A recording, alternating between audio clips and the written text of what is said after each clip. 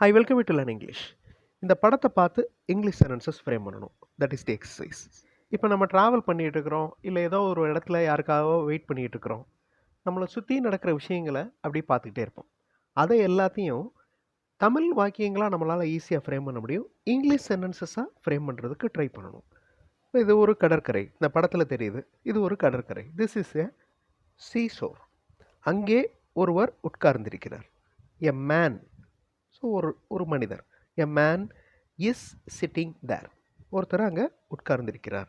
இதை நம்மளால் சொல்ல முடியுது. இதே மாதிரி வானம் தெளிவாக இருக்கிறது, அலைகள் எதுவும் இல்லை. இந்த மாதிரி நம்ம இங்கிலீஷ் சென்டென்சஸ் ஃப்ரேம் பண்ணலாம். இது மாதிரி இன்னும் நிறைய சென்டென்சஸ் ஃப்ரேம் பண்ணலாம். இப்போ வானம் தெளிவாக இருக்கிறது, sky is clear. The sky is clear. அலைகள் எதுவும் இல்லை, தெர் ஆர் நோ வேவ்ஸ். அலைகள் எதுவும் இல்லை, தெர் ஆர் நோ வேவ்ஸ். இதே மாதிரி இந்த புகைப்படம் அழகாக இருக்கிறது. எனக்கும் அப்படின்னு வார்த்தை இருக்குது, நீங்கள் எனக்கு அப்படின்னு திருத்தி வாச்சிக்கோங்க. எனக்கு கடற்கரை பிடிக்கும். இதை இங்கிலீஷில் சொல்கிறதுக்கு ட்ரை பண்ணுங்கள். This photo is beautiful. இந்த புகைப்படம் அழகாக இருக்கிறது. எனக்கு கடற்கரை பிடிக்கும். I like sea shore. Again video pause பண்ணிக்கோங்க. இது ஒரு குழந்தையோட புகைப்படம். இந்த குழந்தை கண்களை மூடி இருக்கிறது. ஒருத்தர் இந்த குழந்தையை பிடித்திருக்கிறார். இது அழகாக புன்னகைக்கிறது. இதை நம்ம சொல்ல போகிறோம். இது ஒரு குழந்தையின் புகைப்படம். இந்த குழந்தை கண்களை மூடி இருக்கிறது. வீடியோ பாஸ் பண்ணிட்டு இந்த சென்டென்சஸ் ஃப்ரேம் பண்ணுங்க. This is a child's photo. குழந்தையின் ஃபோட்டோ.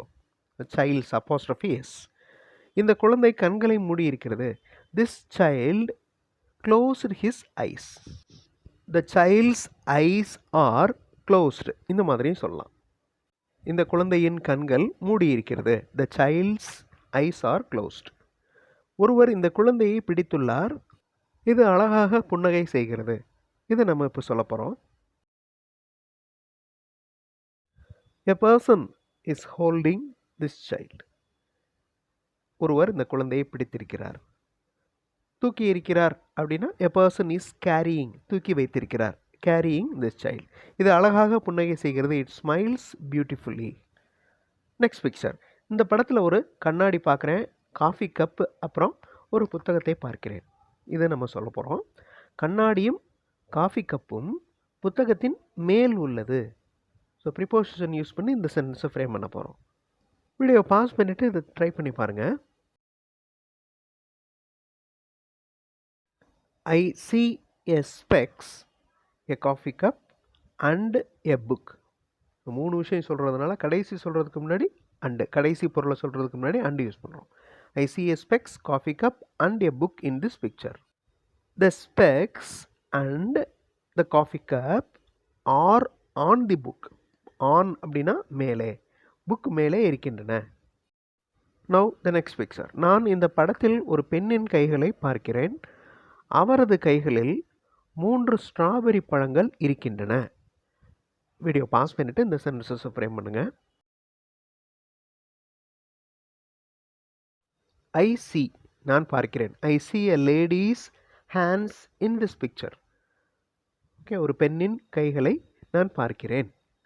இந்த லேடிஸ் அப்போஸ்ட்ரோஃபி எஸ், அதை நோட் பண்ணுங்க. அவரது கைகளில் 3 ஸ்ட்ராபெரி பழங்கள் இருக்கின்றன. There are 3 strawberries in her hands. இல்லைனா she is having 3 strawberries in her hands.